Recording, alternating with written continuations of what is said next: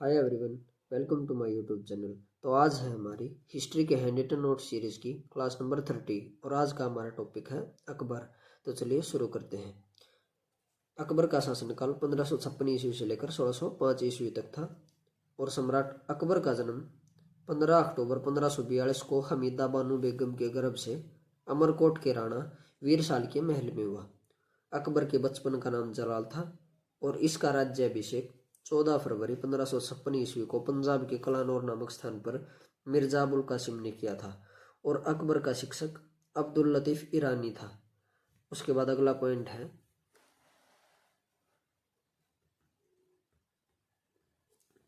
अकबर जलालुद्दीन मोहम्मद अकबर बादशाह गाजी की उपाधि से राज सिंहासन पर बैठा था और बैरम खां 1556 से लेकर 1560 ईस्वी तक अकबर का संरक्षक रहा। यह बदखशां का निवासी था और बैरम खां को प्यार से खानी बाबा कहा जाता था। उसके बाद है पानीपत की दूसरी लड़ाई। यह लड़ाई 5 नवंबर 1556 ईस्वी को अकबर एवं एमू के बीच हुई थी। इस युद्ध में अकबर की विजय हुई। उसके बाद है हल्दी घाटी का युद्ध।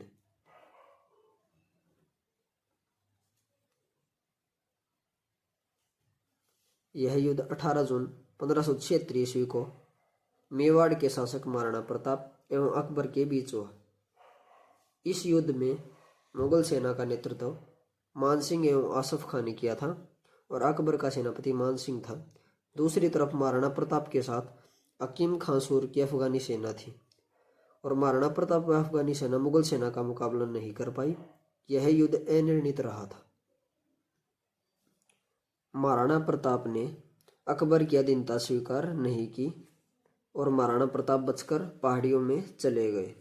उसके बाद है अकबर अजमेर लौट आया और मुगलों ने गोगुंदा उदयपुर कुंभलगढ़ पर अधिकार कर लिया।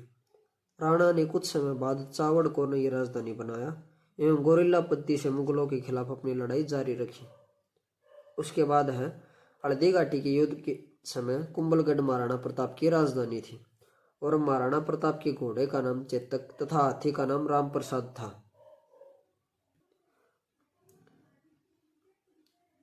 घोड़े का नाम चेतक तथा हाथी का नाम राम प्रसाद था। उसके बाद है महाराणा प्रताप की मृत्यु 19 जनवरी 1597 ईस्वी में एक सखत धनुष की प्रत्यंचा चढ़ाते समय अंदरूनी चोट लग जाने के कारण हो गई थी। अब उसके बाद है अन्य महत्वपूर्ण बिंदु।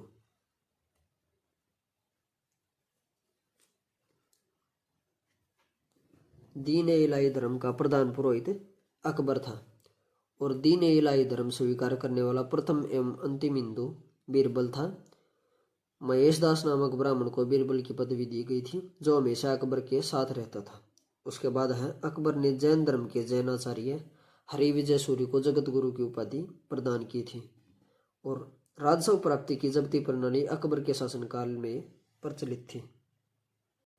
उसके बाद है अकबर के दीवान राजा टोडरमल ने 1580 में देसाला बंदोबस्त व्यवस्था लागू की जो कि एक भूमि सुधार की व्यवस्था थी और गुजरात विजय के दौरान अकबर सर्वप्रथम पुर्तगालियों से मिला और यहीं उसने सर्वप्रथम समुद्र को देखा था।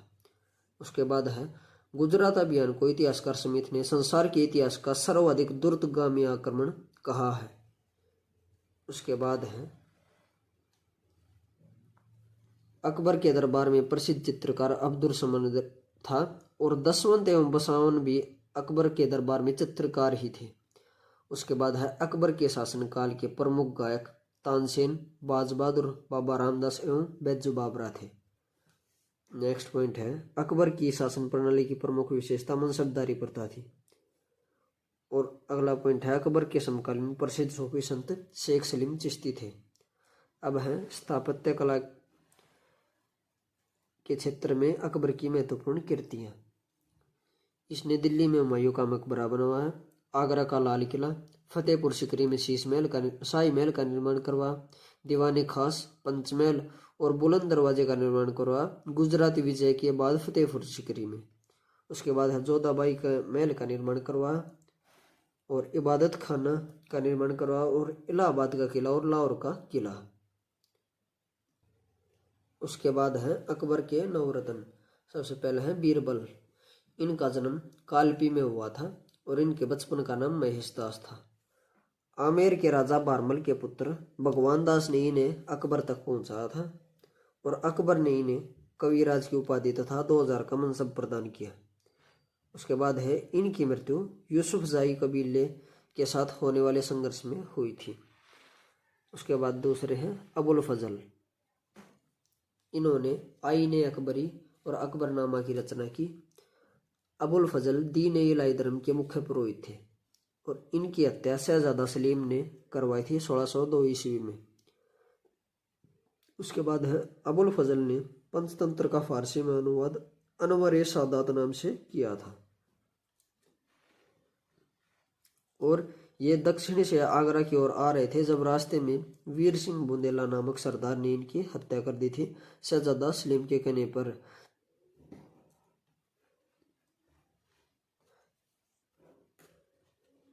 उसके बाद है तानसेन। संगीत सम्राट तानसेन का जन्म 1506 ईस्वी में ग्वालियर में एक ब्राह्मण परिवार में हुआ था और इनका असली नाम रामतनु पांडे था और कंठाभरण वाणी विलास की उपाधि अकबर ने तानसेन को दी थी। उसके बाद है तानसेन की प्रमुख कृतियां थी मियाँ की तोड़ी, मियाँ का मल्हार, मियाँ का सारंग और दरबारी कानरा आदि। उसके बाद है अकबर के दरबार में आने से पूर्व तानसेन रीवा के राजा रामचंद्र के राजाश्रय में थे और इनके समय ध्रुपद गायन शैली का विकास हुआ था। इन्होंने इस्लाम धर्म ग्रहण कर लिया था। उसके बाद है अब्दुल रहीम खाने खाना। ये बैरम खां का पुत्र था और इसका पालन पोषण स्वयं अकबर ने किया था और इसने बाबरनामा का फारसी में अनुवाद किया था। उसके बाद है मान सिंह। ये आमेर के राजा बारमल के पुत्र तथा भगवान दास के पुत्र थे और अकबर के मेवाड़, काबुल, बंगाल व बिहार के अभियानों में मुख्य भूमिका निभाई थी। उसके बाद छठे हैं टोडरमल। इनका जन्म अवध के सीतापुर में हुआ। अकबर से पहले ये शेर ससुरी के यहाँ नौकरी करते थे। इन्होंने दीन इलाही धर्म को स्वीकार नहीं किया था और इन्होंने भागवत पुराण का फारसी में अनुवाद किया था। उसके बाद है फैजी। अकबर ने इन्हें राजकवि के पद पर आसीन किया था। यह अबुल फजल का बड़ा भाई था। इसने लीलावती का फारसी में अनुवाद किया था और इसने नल दमयंती जो कि सूरदास द्वारा रचित है का फारसी में अनुवाद किया और उसका नाम सहेली रखा। आठवें थे हकीम हुकाम। ये अकबर के रसोई घर का कार्य संभालते थे और नौवें थे मुल्ला दो प्याजा। ये अरब के रहने वाले थे। ये अपनी बुद्धिमत्ता व वाक्पटुता के कारण नवरत्नों में शामिल थे। उसके बाद अगला पॉइंट है अकबर ने भगवान दास को अमीर उल उमरा की उपाधि दी थी और अकबर ने अनुदान विभाग की स्थापना की और कादिर बदायूं ने सिंहासन बत्ती का अनुवाद फारसी में किया था। उसके बाद है ज्योतिष के प्रसिद्ध ग्रंथ तज्जक एवं तुजुक का फारसी में अनुवाद जहान जफर नाम से मोहम्मद खां गुजराती ने किया था अकबर के समय में ही। और उसके बाद है अकबर के काल को हिंदी साहित्य का स्वर्ण काल कहा जाता था। अकबर ने बीरबल को कवि प्रिय तथा नरहरि को महापात्र की उपाधि प्रदान की थी और बुलंद दरवाजे का निर्माण अकबर ने गुजरात विजय के उपलक्ष्य में करवाया था। उसके बाद है चार बाग बनाने की परंपरा अकबर के समय हुई। और उसके बाद अगला पॉइंट है अकबर ने शीरी कलम की उपाधि अब्दुस्समद को एवं जड़ी कलम की उपाधि मोहम्मद हुसैन कश्मीरी को दी थी। अकबर नक्कारा या नगाड़ा नामक वाद्य यंत्र बजाता था और अकबर की मृत्यु 16 अक्टूबर 1605 ईस्वी को हो गई। इसे आगरा के निकट सिकंदरा में दफनाया गया। और इसी के साथ हमारा ये टॉपिक खत्म होता है। अगर आपको वीडियो अच्छी लगी हो तो वीडियो को लाइक एंड शेयर करें तथा चैनल को सब्सक्राइब करें। Thank you.